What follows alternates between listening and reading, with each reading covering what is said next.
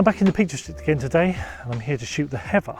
Now, I'm probably a little bit late for shooting this. It's probably past its peak, but I haven't been able to get here any sooner. I injured my foot recently, so I've been resting that. That's all right, I'm not looking for sympathy. Also, I haven't had a car because I'm kind of in between cars at the moment. This is just a hire car I've got here. And also I've been doing a lot of workshops, so I haven't been able to do my own photography. And I am available for bookings if you want to join me yourself. Now, I haven't come here at sunrise as a lot of photographers do to shoot the Heather, simply because I'm not really a big fan of all that extra sunrise colour to match the Heather. It's all a bit twee to me, and I definitely don't do twee. That said, I am here till sunset, so for those that like it, I may, just may, get a sunset shot. God help me.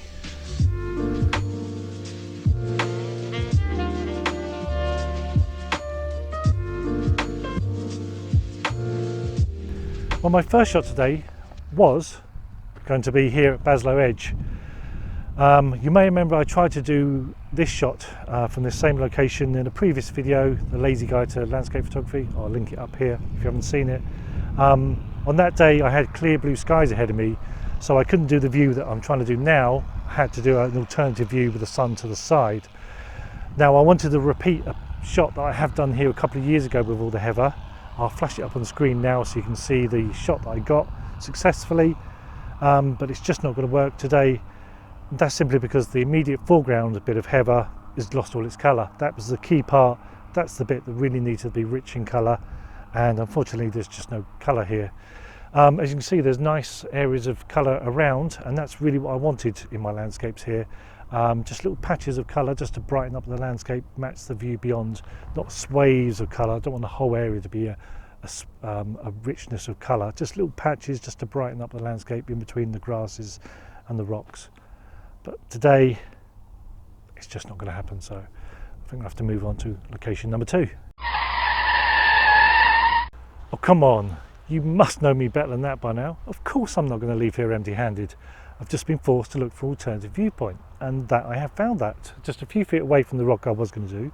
I found this nice bit of Heather here, nice shape in the foreground, and there's kind of like a path being created through the Heather and the grass here as people walk through, so it creates a nice line through the landscape here. Unfortunately, we've got lots of cloud this afternoon. The light is really flat. As you know, I hate blue skies, but I like more cloud, but here it's quite thick, so the sun's not even breaking through, which is a shame. So it's very flat, so I'm relying on this colour here of the Heather to make this a landscape in a more subdued light. So it still works. So I'm using a 3-stop hard grad over the sky just to hold back that detail in that cloud, which is looking quite interesting. Shooting in the vertical format, and then I'm shooting with a 24mm equivalent wide angle lens, and you'll probably notice I'm shooting with prime lenses today. That's because I'm a proper landscape photographer.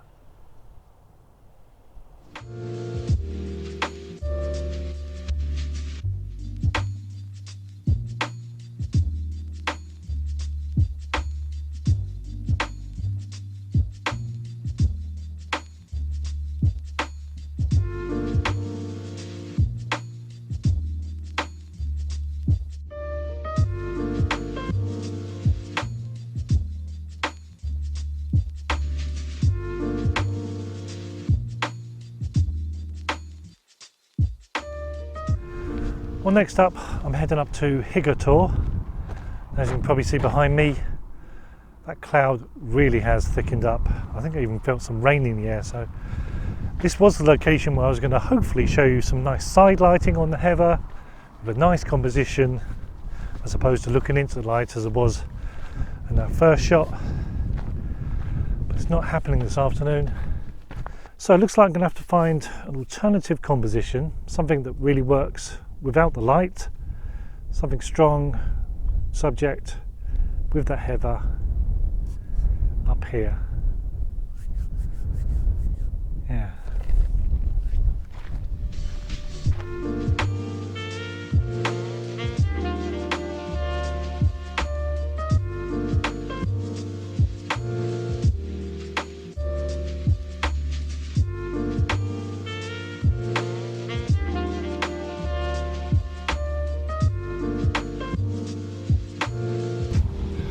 This is it.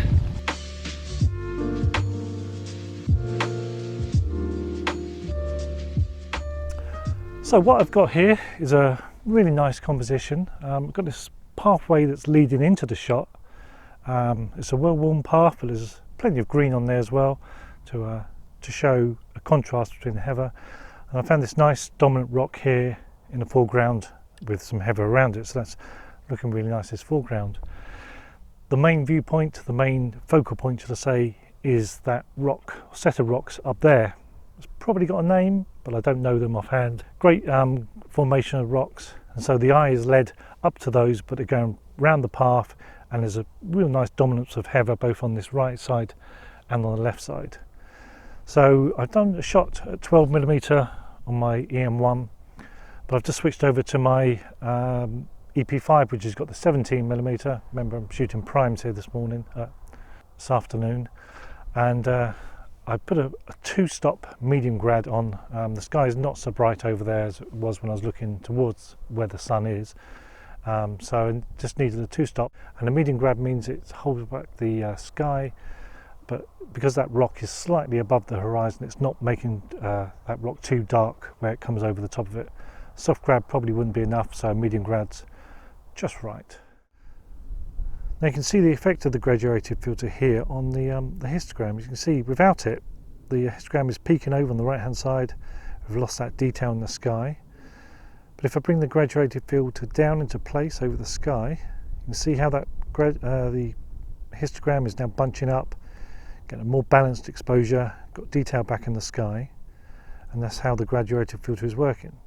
Now, if you have trouble lining up your graduated filters, especially soft ones, and you can't really see where to line it up on the sky, all you need to do is watch that histogram, because you can line it up with that histogram without even looking at the sky. So it's peaking here, you bring it down, I'm watching the histogram only, I'm seeing that the histogram has now changed because the filter's balancing out the exposure, and that's the perfect position for the grad.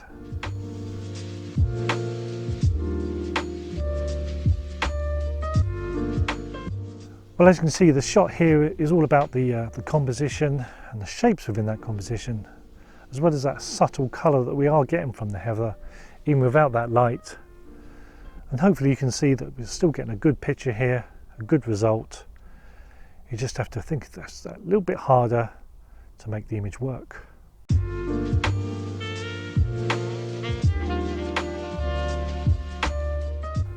I've just noticed that I'm the only one here this evening, no other photographers. And I suppose, why would they be? They've all been out this week, out at sunrise, getting all that rich colour with the sunrise colour on the heather.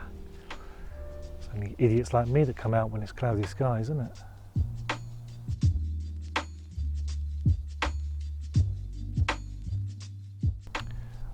But if you come to the Peak District and you want to shoot some heather, that's a good place to go. That's over Alator over there. You can see a great carpet of heather over there, and on the other side where you can't see. So if you're after that kind of shot, that's a good place to go.